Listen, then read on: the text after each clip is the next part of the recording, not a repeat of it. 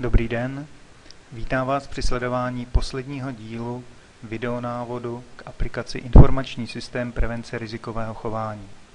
V tomto dílu si ukážeme uzavření projektu a podání k formálnímu hodnocení.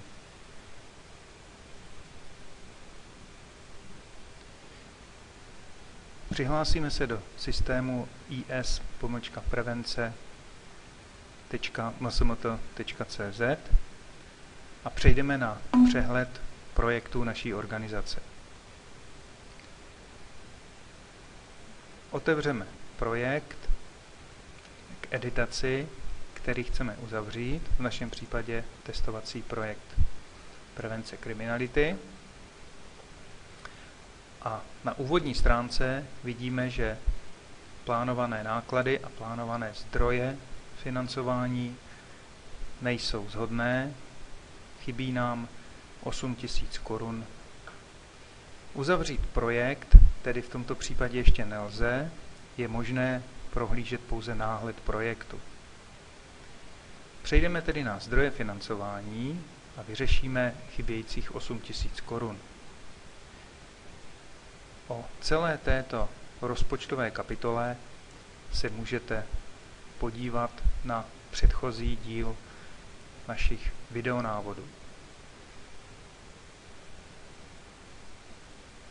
V této tabulce zdroje financování aktuální souhrn neinvestičních zdrojů je 87 000, celkové výdaje projektu jsou však 95 000, to znamená, chybí nám 8 000 korun. Přidáme tedy do ostatních zdrojů 8 000 korun, použijeme vlastní zdroje organizace a klikneme na tlačítko Uložit.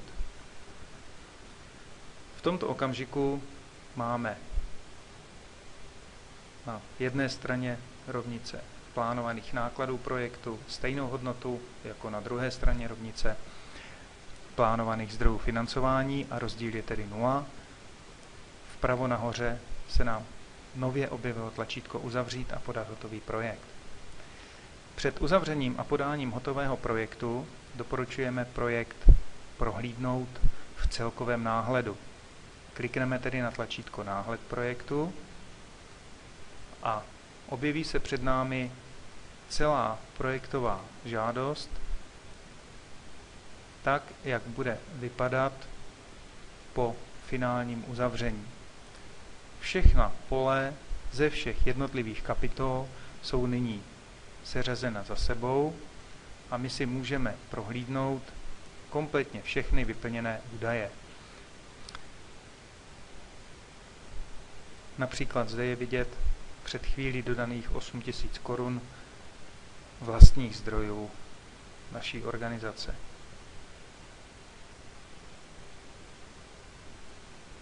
Celý náhled tohoto dokumentu je opatřen vodotiskovým textem náhled. Nejedná se tedy o finální žádost, ale pouze o kontrolní náhled na celou projektovou žádost. Tento náhled můžeme pochopitelně vytisknout standardně z příkazu soubor tisk a po vytištění můžeme celý náhled proštudovat, prokontrolovat. V případě, že najdeme nějakou chybu, vrátíme se z náhledu a příslušnou chybu opravíme v kapitole projektové žádosti. V našem případě náhled projektu je v pořádku, to znamená, přejdeme k uzavření a podání hotového projektu. Kliknutím na zelené tlačítko Uzavřít a podat hotový projekt vytváří nyní systém PDF uzavřenou projektovou žádost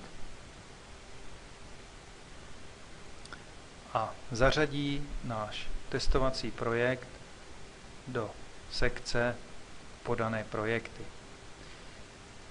Finální projektovou žádost Nyní stáhneme kliknutím na tlačítko Stáhnout PDF žádost.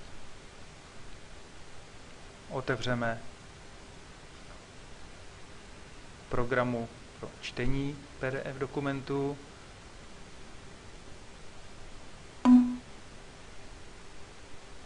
Můžeme zvětšit pro lepší čitelnost. A v tomto okamžiku vidíte finální projektovou žádost se všemi údaji, které jste vyplnili. Co je důležité, je poslední strana, ve které prohlašuje organizace, že ke dni podání žádosti nemá žádné závazky, že všechny údaje v projektu jsou pravdivé a úplné, potvrdí správnost všech údajů zástupce organizace, statutární zástupce organizace svým podpisem, připojí razítko organizace. To znamená, tento dokument bude potřeba vytisknout kliknutím například pravého tlačítka na dokumentu, stisknutím tisknout. Vybereme příslušnou tiskárnu a vytiskneme. Jakmile bude dokument vytisknut,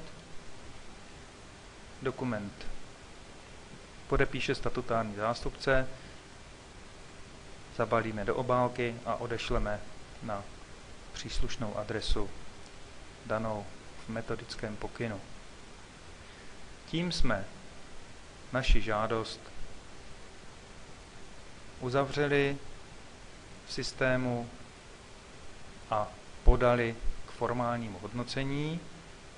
Pochopitelně k jedné elektronické verzi odešleme potvrzenou papírovou žádost se všemi přílohami, které jsme uvedli, čili potvrzení o IČU, o bankovním účtu a tak dál, přesně jako říká metodika MŠMT. Nyní budeme čekat na formální hodnocení. V okamžiku, kdy nám ministerstvo schválí žádost, tak se objeví v seznamu podaných projektů stav po formálním hodnocení, například u projektu prvního. Tento projekt byl zamítnut pro formální nedostatky.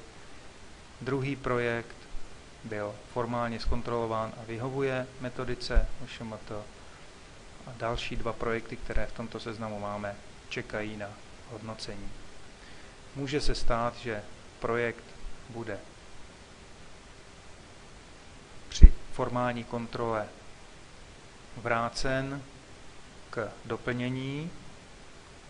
Ukážeme si, kde se objeví takto vrácený projekt a co s ním je potřeba udělat, abychom projekt znovu vrátili k formálnímu hodnocení.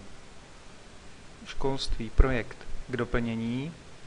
Budeme informováni mailem a současně v systému uvidíme změnu stavu i termín, dokdy je potřeba projektovou žádost doplnit.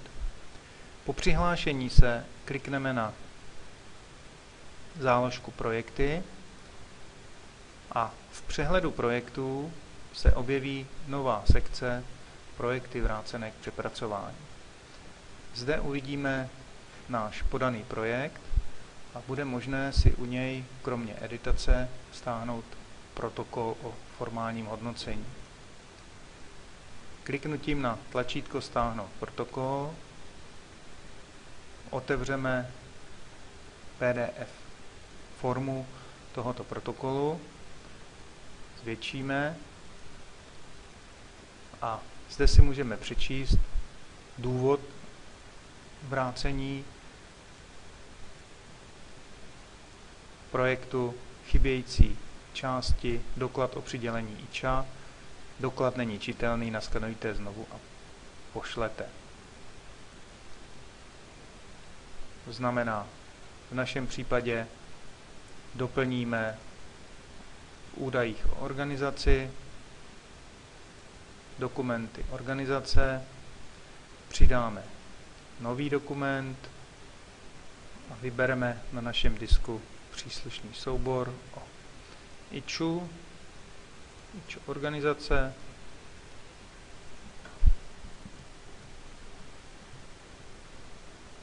přidělení IČA, typ souboru, doklad o přidělení IČA, vložíme dokument.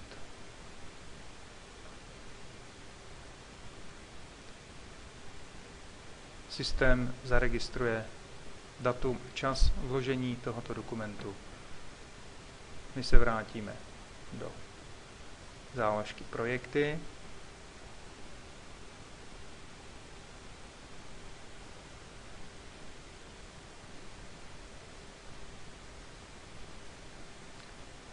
A tento vrácený projekt máme termín 7 kalendářních dnů, dokdy máme upravit. My jsme soubor aktualizovali, otevřeme projektovou žádost, znovu uzavřeme a podáme tento projekt.